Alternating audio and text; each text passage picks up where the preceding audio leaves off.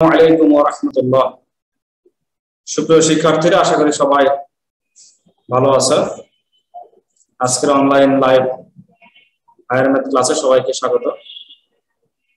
তো খুব অল্প সময় আছে, আসলে ভুলে গেছিলাম। তো আমরা উদাহরণ 4 নাম্বার করেছিলাম গতকালকে ক্লাসে। তো আমি উদাহরণ 5 নাম্বারটা শুরু করছি, যদি আজকে শেষ করতে নাও পারি কালকে শেষ করব। আর এরপরে অনুশীলনের 12 নাম্বারটা দেওয়া আছে ভিডিও ক্লাসে, পরশুদিন তোমরা পাবে। উদাহরণ 5 নাম্বার।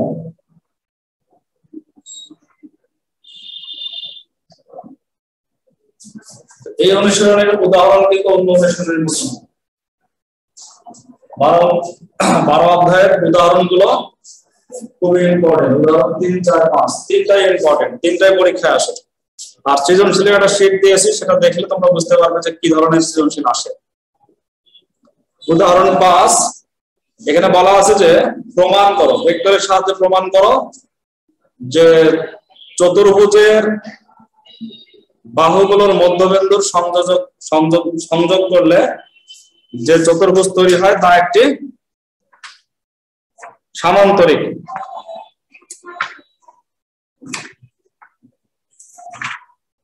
কি যোগ করতে বলা আছে? চতুর্ভুজের সন্নিহিত বাহুগুলোর মধ্যবিন্দু। ভেক্টরের সাহায্যে প্রমাণ করো যে কোন চতুর্ভুজের সন্নিহিত বাহুগুলোর মধ্যবিন্দু সংযোজক রেখাসমূহ একটি সামান্তরিক উৎপন্ন করে। এটা ভেক্টরের সাহায্যে প্রমাণ করতে হবে। তাহলে আমরা এটা চতুর্ভুজ আঁকবো আমাদের ইচ্ছা মতো। এ বি সি ডি হচ্ছে একটা চতুর্ভুজ। এখানে এ এর মধ্যবিন্দু, আর চিত্রটা আমরা এটার সাথে বইয়ের সাথে মিল রাখি। বইয়ের কোথায় এটা আছে?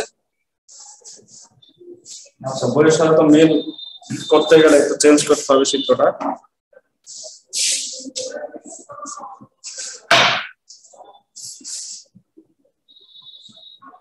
একটা সামান্তরিকের মতো যে কোনো একটা চতুর্ভুজের মধ্যে দেওয়া আছে। এখান থেকে এ বি সি ডি। তো সাধারণত আমরা এতে শুরু করি আর সি তে শেষ করি, একই সিস্টেম এখানে প্রয়োগ করব। তারপরে মধ্যবিন্দু যথাক্রমে পি, বিসিটা হচ্ছে কিউ, এটা হচ্ছে আর, এটা হচ্ছে এস। চারটা এবিসিডি চতুর্ভুজের চারটা বাহু হচ্ছে এবি বিসি সিডি আর হচ্ছে এডি। এই চারটা বাহুর মধ্যবিন্দু যথাক্রমে এবিটা হচ্ছে পি, বিসিটা কিউ, সিডিটা হচ্ছে আর, আর এডিটা কি এস। তো যোগ করব আমরা কিভাবে? পি এর সাথে কি আর যোগ করব নাকি সন্নিহিত যোগ করব? পি এর সাথে কিউ, স্যার সন্নিহিত। পি এর সাথে কিউ যোগ হবে, কিউ এর সাথে আর, আর এর সাথে এস, এস এর সাথে পি। দেখো চিত্র দেখে বোঝা যাচ্ছে যে কত একটা সুন্দর সামান্তরিক হয়েছে। চতুর্ভুজের ভিতরে আবার চতুর্ভুজের ভেতরে আরেকটা চতুর্ভুজ, কিন্তু এই বাইরের চতুর্ভুজটা যেই আকৃতিরই হোক না কেন, ভেতরের চতুর্ভুজটা সামান্তরিক। এটা আমাদেরকে প্রমাণ করতে হবে। তো যেই পদ্ধতিতে বইতে করা আছে সেটা তো তোমরা একটু চেষ্টা করলে বুঝতে পারবে। সেটা দেওয়া আছে হচ্ছে ত্রিভুজ পদ্ধতিতে। আমি এটা একটু অবস্থান ভেক্টরের মাধ্যমে করেছি। স্যার ওটাই সহজ। মেয়েটা করতে পারছে না কেন? এখন আসছে। আচ্ছা, আমিও করতে পারছি না। কি ভাষা করব স্যার? অনেক কষ্টে আসলাম। আচ্ছা,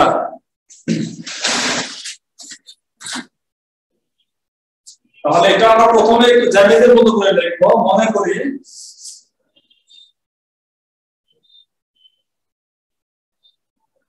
এ বি সি ডি চতুর্ভুজের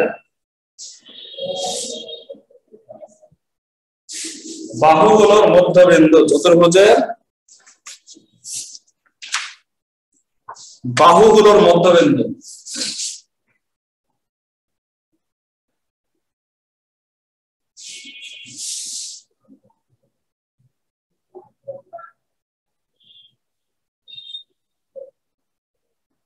যথাক্রমে পি কিউ আর এস, যথাক্রমে মানে ক্রমান্বয়ে এদিকটা পি, বিসিটা কিউ, সিডিটা হচ্ছে আর এদিকটা হচ্ছে এস, ক্রমান্বয়ে।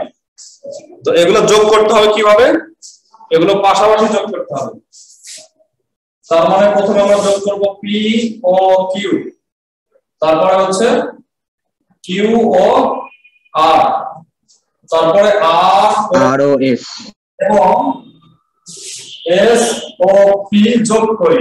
এগুলো হচ্ছে তোমার বলাই আছে যে সম্মিলিত বাহুগুলোর মধ্যে যোগ করতে হবে। এগুলো সম্মিলিত বাহু পাশাপাশি একটা পড়া একটা যেটা আছে।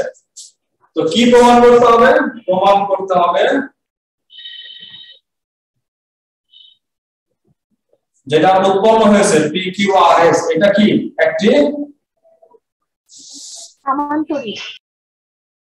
সামান্তরিক। আর সামান্তরিক প্রমাণ করা মানে হচ্ছে বিপরীত বাহুগুলো সমান ও সমান্তরাল প্রমাণ করতে হবে, অর্থাৎ ভেক্টরের দিক থেকে বিপরীত বাহুগুলো সমান। তো আমি চাচ্ছি যে এটা তোমাদেরকে অবস্থান ভেক্টরতে করে দেবো, এবং আমি বলছি সবগুলো অঙ্ক অবস্থান ভেক্টরতে করে দিলে সহজ হয়। অবস্থান ভেক্টরতে করার জন্য প্রথম কাজ কি? শীর্ষবিন্দু স্যার, শীর্ষবিন্দু ধরে নেওয়া। শীর্ষবিন্দু তো আছে, শীর্ষবিন্দু কি ধরবো? মূল বিন্দু ধরে নিতে হবে। ওই তো মূল বিন্দু। মূল বিন্দু তো একটা আছে, মূল বিন্দু আছে, শীর্ষবিন্দুর অবস্থান ভেক্টর ধরতে হবে। এখন স্যার এ বি ধরতে হবে। শীর্ষবিন্দুর অবস্থান ভেক্টর ধরতে হবে। ধরি অবস্থান ভেক্টর, হ্যাঁ। এ বি সি ডি চতুর্ভুজের মূলটা ধরতে হবে, পরে যেটা আসছে না। চতুর্ভুজের শীর্ষ বিন্দুগুলোর অবস্থান ভেক্টর, এই কাজটা প্রত্যেকটাতে করতে হবে, যেটাই আমরা এই পদ্ধতিতে প্রমাণ করতে চাবো। একটা এ, বি একটা বি, আচ্ছা যথাক্রমে শব্দটা লেখা হয়েছে, কারণ ক্রমান্বয়ে একবারে সিরিয়াল আইডি। যথাক্রমে এ একটা এ, বি একটা বি, সি একটা সি, ডি একটা ডি। এই হচ্ছে শীর্ষবিন্দুগুলোর অবস্থান ভেক্টর। এই কথাটা কিন্তু প্রত্যেকটাই ছিল। 3 নাম্বার যখন উদাহরণ দেখালাম সেখানে ছিল, 4 নাম্বারও ছিল। স্যার আগে ধরে নেওয়া লাগে। পরবর্তীতে আগামী পরশু দিনের যে ভিডিও ক্লাস সেখানে দেখবে যে আমি 2 পদ্ধতিতে অনুশীলনে 12 নাম্বার করে দিয়েছি, 2 পদ্ধতিতে করে দিয়েছি। ওটা একটু ক্লাসটা একটু ভালো করে। আচ্ছা, এখন মধ্যবিন্দুর অবস্থান ভেক্টর কি হয়?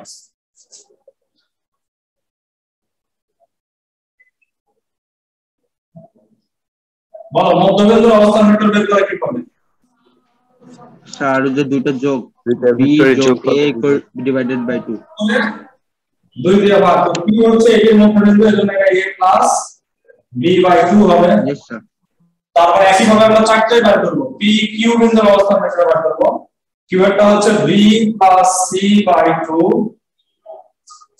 তারপরে r এর বার করব, r বিন্দুর অবস্থান ভেক্টর হচ্ছে c প্লাস b বাই 2। তারপরে বার করব s, s বিন্দুর অবস্থান ভেক্টর হচ্ছে a প্লাস d বাই 2। চারটাই বের হয়ে গেছে। এখন আমাদের যে কোনো দুইটা বিপরীত বাহু বের করতে হবে। PQ আর হচ্ছে SR, যে কোনো দুইটা বিপরীত বাহু। আমরা PQ আর SR রাখবো। অতএব PQ ভেক্টর সমান সমান কি হবে? দুই বিন্দু দিলে কিন্তু ভেক্টর দিতে হবে, এখানে বিন্দুর অবস্থান ভেক্টর না, কারণ দুই বিন্দু হয়েছে তো বিন্দু আর থাকে না, এটা একটা রেখা হয়ে গেছে, ভেক্টর হয়ে গেছে। তো PQ রেখা না, রেখাংশ, এটা ভেক্টর হয়ে গেছে। PQ ভেক্টর সমান সমান হবে পরেরটা বিয়োগ আগেরটা।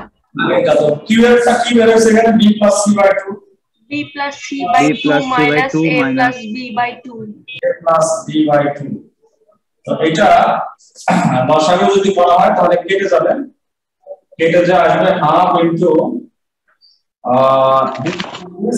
মাইনাস a আসবে, half into c minus a আসবে। আমি এটা একবারে করে দিলাম, লসাগু করো, 2 লসাগু b b কাটবে, ঠিক আছে, c মাইনাস a আসবে। PQ বের হলো, PQ এর বিপরীত কি আছে? SR।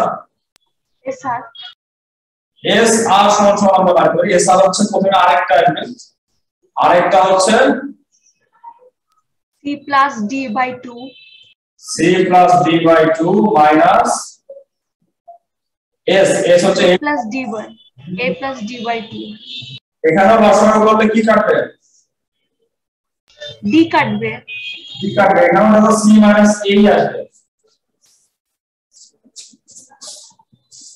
তো উভয় ক্ষেত্রে অর্থাৎ pq এর টা আসছে half into c minus a s আর এর টা আসছে half into c minus a তাহলে এখান থেকে কি বোঝা যায় pq আর s আর কি সামান্তরিক সমান সমান অতএব আচ্ছা এখানে লেখা তো দেখতে পাবেন এখানে বিপরীত বাহু সমান অতএব pq vector equal to sr vector অতএব বলা এখানে লিখতে পারো আচ্ছা অতএব pq ও sr সমান ও সমান্তরাল ভেক্টর সমান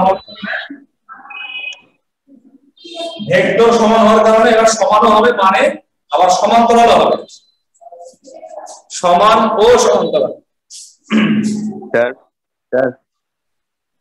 হ্যাঁ বলো ভেক্টর উঠানোর জন্য মডুলাস দিতে হবে না দুই পাশে মডুলাস দিলে তো মান সমান দেখাবে তখন আর দিকও সমান আছে তো মডুলাস দিয়ে যেগুলো বাইর হবে আমরা সেটা সংক্ষেপে লিখছি এখান থেকে মডুলাস দিলে দুইটা বাইর হবে একটা হচ্ছে pq সমান সমান sr মানে সমান বাইর হবে মডুলাস দিলে আর একটা pq সমান্তরাল sr বাইর হবে এই উদাহরণ 3 এর মতো কিন্তু উদাহরণ 3 এ তো আমরা জিনিসটা শিখেছি এখানে তো ডাইরেক্ট প্রয়োগ করছি কথাটা কি বুঝতে পারছো यस স্যার বুঝেছি উদাহরণ 3 এ আমরা লিখেছিলাম যে d সমান সমান হাফ bc হয়েছিল তো সেখান থেকে আমরা মান নিয়ে আসছিলাম তাহলে d এর মান ইকুয়াল টু হাফ bc এর মান আবার এরা যেহেতু ধারক রেখা একই হতে পারে অথবা সমান্তরাল হতে পারে একই না হওয়ার কারণে সমান্তরাল এই কথাগুলো এখানে খাটাও তাহলে pq এর মান আর s এর মানের সমান হবে মানের সমান আবার pq এবং sr এরা হচ্ছে একই অথবা সমান্তরাল হবে ধারক রেখা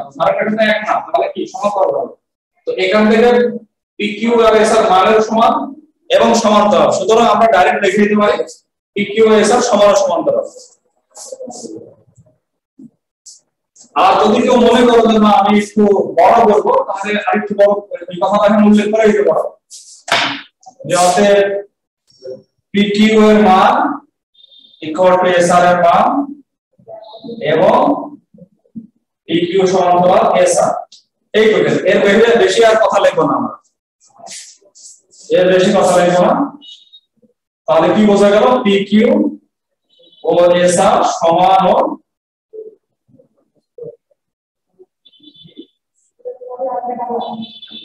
সমান্তরাল তো যেই কাজটা আমরা pq আর sr বের করে করলাম এই কাজটা qr এবং ps বের করে করা যাবে না অনুরূপভাবে করে দেব yes sir অনুরূপভাবে করতে তো আমরা আবার কিছু যাব না ঠিক আছে অনুরূপভাবে একটা ডাইরেক্ট শেষের লাইনটা আমরা বলে দেব যে qr ও ps সমান ও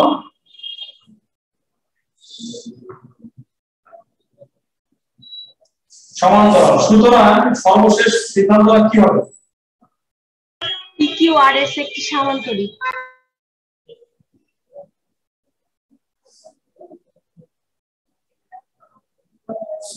সুতরাং pq আর s একটি সামান্তরিক এখন তোমরা বলো কোন পদ্ধতিটা সহজ লাগে বেশি স্যার এটাই অবস্থান স্যার হয়ে যায় তবে বিন্দুর ক্ষেত্রে কিভাবে অবস্থান ভেক্টর মাঝখানের বিন্দু হলে কিভাবে বের করে ধরতে হয় ধরার কথাটা তো কমন সবার ক্ষেত্রে যে কোনো অঙ্কে শীর্ষবিন্দুগুলো ধরতে হবে আরেকটা বিষয় হচ্ছে দুইটা বিন্দুর অবস্থান ভেক্টর থেকে বাহুটা বের করা যায় পরেরটা বিয়োগ আগেরটা এই হচ্ছে অবস্থান ভেক্টর তো আরো শুরু থেকে আছে ক্লাসটা নিতে পারলে তোমাদের আরো ভালো করে বোঝানো যেত তো তারপরে চেষ্টা করেছি আমি অল্প সময়ের মধ্যে পুরো বিষয়টা বোঝানো উদাহরণ 5 এটা কি তোমাদের কারো কোনো জায়গায় বুঝতে সমস্যা আছে